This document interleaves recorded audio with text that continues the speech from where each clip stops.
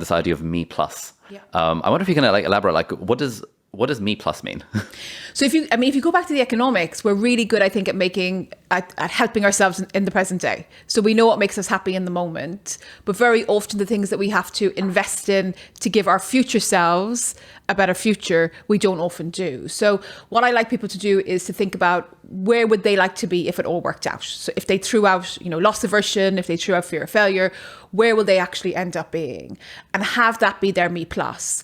But before they commit to that being their me plus, really think about what will that me plus actually do? Because I've noticed a lot of times when I talk to people about careers, they're attached to a label. So they want to be a trader or an investment banker, or they want to be a doctor, or they're attached to a lifestyle. So they want to be able to go on a particular vacation or buy a particular car. And the kind of Think Big journey is really thinking about, if I were to be a doctor, if I were to be a trader, what would be the tasks that I would be doing on a day-to-day basis? And would I ultimately end up enjoying those tasks? So the activities that I'm going to spend the time in. And there's two reasons for that. So one, it makes you happier to actually do tasks that you like, which feels like a no-brainer. But secondly, if you're engaged in tasks that you like, you tend to be more successful. And it's the second that I'm really interested in, and kind of getting people into jobs where they feel that they've reached the success that they want. Okay, interesting. And do you think when it comes to being engaged in tasks that you like, some people say it's a case of find the thing that fits within your values, your personality. And once you find that thing, then you'll find it fun. And then there's another school of thought that says, well, the whole finding something that you're passionate about is actually kind of hard to do. So think about the stuff that you're actually doing and find ways to make it more interesting for yourself. How do you feel about those two different camps? I don't really feel that they're different. So, so people are claiming now that they choose companies based on the values the companies might have. And I think that's true in the same way that we choose a company based on a salary. But when you're actually in the job, what tends to matter with respect to productivity and happiness is how you feel in those tasks in that moment. And if I'm working for a company that's saving the environment, but I'm being treated really badly in a microculture in order to save that environment, there's a couple of companies come to mind when I think about that, then I'm not going to be productive and I'm not going to be happy. And I'm actually likely to leave that job. So it's more about going beyond thinking, what is the company's mission? What is my personality? And what is the microculture of the team that I'm going to be working in? And will that make me happy? Will I be connected to the mission because my team is connected to the mission? That's very hard to assess in advance when you're applying for a job. It's really hard. It's really hard. And I think then if you bring it down to the tasks and asking at an interview, what will I be doing on a day-to-day basis? So when I come to work for you, Ali, what would I be doing on a day-to-day basis as part of your team? So if you can imagine me on a Monday, how will I spend my time? The fact that you as a manager have thought about that, firstly, will tell me that you're a good manager because you'll know actually what you want the person to do. And you're not just hiring blindly. But the second is having that information allows me to make my mind up, because if I like the tasks, I'm probably going to like the team.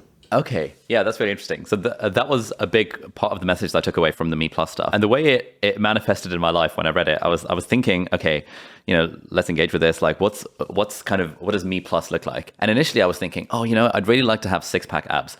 And then I came across the bit where you were like, no, forget about that. Focus on like, what do the tasks look like? And I was like, okay, you know what? What I want Me Plus to do is to be able to exercise every day and to have fun doing it. Yep. And so for the last 4 days, I've actually been to the gym. I went to a yoga class yesterday morning. I did a workout at like 8 a.m. this morning. Awesome. And I've never really done this sort of thing, but I was like excited about that. I was excited that the end goal was not 6-pack abs. I was excited that the end goal was that in a way there wasn't an end goal, and it was a case of just, I want to be able to enjoy this. Is that the sort of thing that you get a lot when you're doing this sort of research, that process rather than outcome kind of thing? So I kind of write a lot for kind of people who mightn't have made it yet, or people who have plateaued. So if you take the exercising analogy from somebody who's contemplating doing the kind of a 5K run rather than somebody who is contemplating doing the London Marathon and is really well placed for that. Yeah. And I think for the person who hasn't done exercise for a while, or the person who hasn't really invested in their career for a while, the worst thing they can do is do too much. So if you hadn't invested for a while, the worst thing you could do is go to the gym for 3 hours. You might get through it today, but the chances of repeating that are really, really small.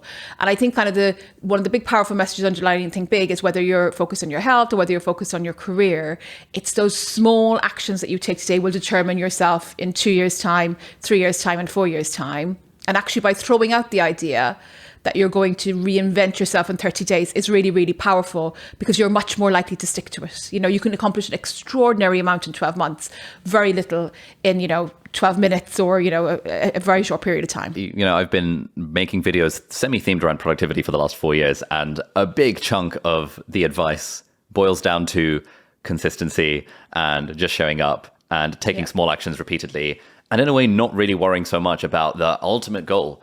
And these days I teach courses helping people become like YouTubers and stuff.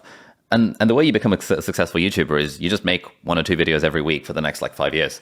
But no one sticks to it for that long, because they have I must hit a certain subscriber count. I must hit a certain view count.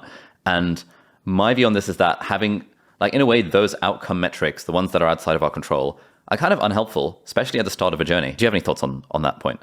Well, when you were talking, it actually reminded me, I watched a video of yours on compounding. So when people are choosing to invest, we accept compounding very, very easily, right? So we accept the idea actually that, if we leave money in for a very long period of time, it's going to compound. So we're probably going to be okay in our pensions.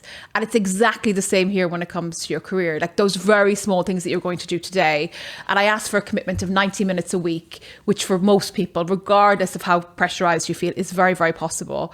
That should compound once you've chosen tasks that align with your Me Plus relatively quickly. Okay. 90 minutes a week. That's 13 minutes a day-ish. Yes. Very doable. It is. for most things, yeah.